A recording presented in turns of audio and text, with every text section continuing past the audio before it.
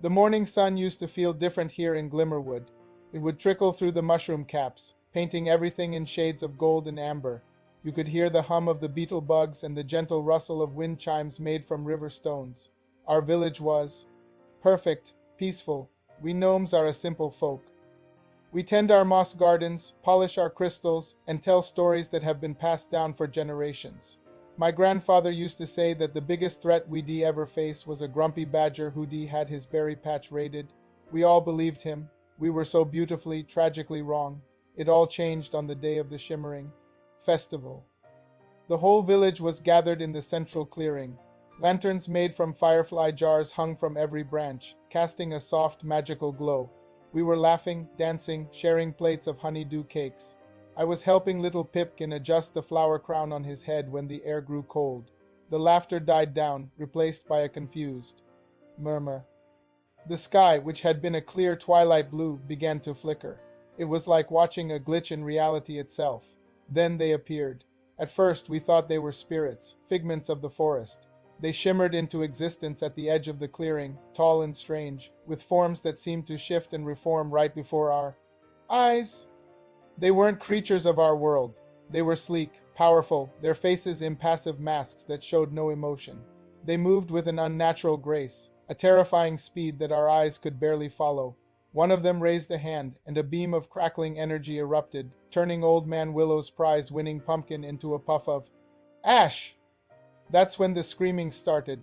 They were avatars, digital phantoms, invaders from a world we couldn't comprehend. Panic erupted. Gnomes scattered in every direction, their tiny legs pumping desperately, seeking the safety of their burrow homes. But there was no safety. The avatars moved through our village like a storm. They didn't seem angry or hateful. They were just efficient, destructive. They swiped at our mushroom houses, and the structures dissolved into pixels. They stomped on our carefully tended gardens, leaving behind corrupted, glitching soil. It wasn't an invasion for resources or territory. It was pure, senseless annihilation. I grabbed Pipkin and Dove behind a large mossy rock. My heart was a drum against my ribs, so loud I was sure they could hear it. I peeked over the edge and saw my own home, the one my father built with river stones and enchanted wood, collapse into a cascade of sparkling data fragments. Everything we had ever known, everything we had ever built, was being unmade.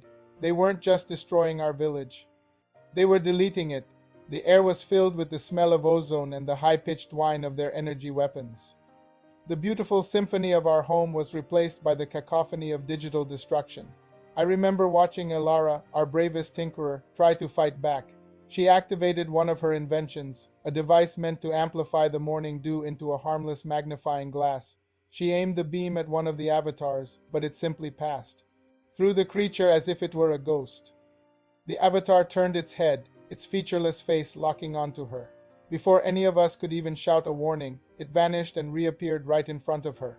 We watched in horror as it simply phased through her, and she flickered. For a moment she looked like them, made of light and code, before dissolving into nothingness. That was the moment our despair turned into terror. These weren't enemies you could fight with stone or steel. How do you fight something that isn't truly there? How do you reason with a program? We were like ants trying to fight a flood. We were insignificant, our world just a playground for these beings. We ran, we abandoned our homes, our traditions, our entire lives. We fled into the deep woods, the places our stories warned us never to go. We ran until our lungs burned and our legs gave out, the sounds of our world being unwritten fading behind us. Now we are refugees. A handful of us survived. We huddle together in the dark, cold caves at the edge of the whispering peaks. The sun doesn't reach us here. The beetle bugs don't hum. We are a people without a home, haunted by the memory of shimmering light and the silent, impassive faces of our destroyers. We lost everything. Our homes, our friends, our history, all deleted in a matter of minutes. Pipkin hasn't spoken a word since that day. He just holds on to a single, slightly charred river stone, a remnant from his wind chime. But gnomes are not just simple folk. We are resilient. My grandfather also used to say that even the smallest gear can turn the largest wheel. We may have been beaten, but we are not broken. As we sit here in the dark, we have started to plan. We are learning. We are studying the single corrupted fragment of an avatar we managed to find, left behind in the chaos. Elara may be gone, but her knowledge lives on in her journals, which I managed to save. We are tinkers, gardeners, and storytellers, and we will write a new story. This isn't just about revenge. This is about reclaiming our existence. We need to understand what these avatars are and where they came from. Is our world just a game to them? A simulation to be reset at will? We will not be deleted. We will find a way to fight back. We will combine our ancient magic with a new kind of technology, a technology born from the very thing that tried to erase us. We will build our own weapons, our own defenses. We will take the fight to them. We will find their world. The attack on Glimmerwood was not the end of our story. It was the beginning of a new, much darker chapter. But I promise you, it will not be the last. We will rebuild. We will grow stronger. And we will show these invaders that even the smallest of creatures can have the biggest of hearts and the sharpest of minds. Our world is real to us, and we will fight for it. The age of the gnomes is not over. It has just begun. Thank you for listening to our story. If you want to follow our journey to fight back and reclaim our home, make sure you subscribe to our channel.